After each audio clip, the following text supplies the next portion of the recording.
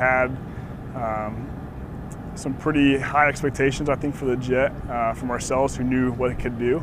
But we heard from other friends who fly their jets what their expectations were. I think we were able to meet and exceed those expectations.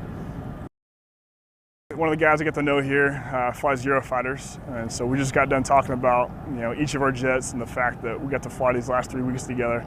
And he told me that his expectation, he didn't know what to expect out of the F-35 when he first came here.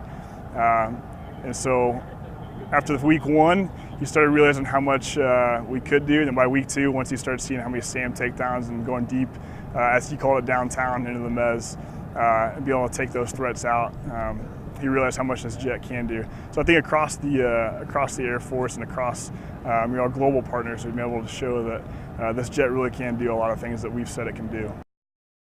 So some of the advantages that we bring in survivability and interoperability with other fighters in this battle space include the sensor fusion. So sensor fusion is a buzzword, but it's a real thing. The jet is able to see and use a lot of sensors onboard and offboard to put together a pretty incredible threat laydown.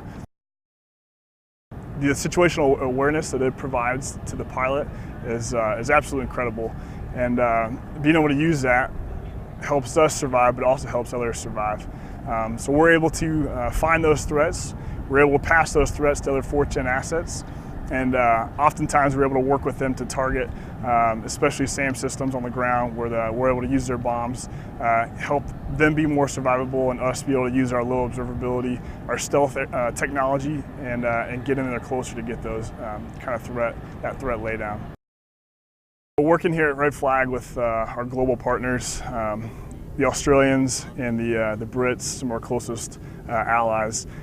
With the F-35, I think we've been able to show them that all of our forces can work together to be more lethal against other threats around the world. Flying in this Red Flag with this jet has built a lot of confidence, I think in all of us, but especially myself. I feel like this jet is much more survivable, but it's very lethal. So the fact that we can go deep into the mez and be able to take out those targets, and then to be able to get out of there and then populate more targets for our 4th Gen assets while we're providing support for them, is what makes this thing such an incredible aircraft and so vital to our current Air Force. This jet's incredible to fly. It's a great jet. It's a fighter. There's been a lot of, I think, misperceptions about the fact of what it can do. As we continue to push the envelope and open up some restrictions on it, we're seeing more and more of the capabilities develop. And as we continue to develop more and better tactics, more suited to the aircraft, I think we're learning how much it can do.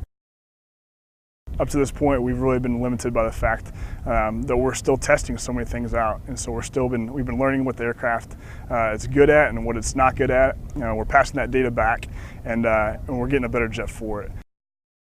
Going forward with new threats and looking forward to future possible wars, this is the jet we need to be talking about.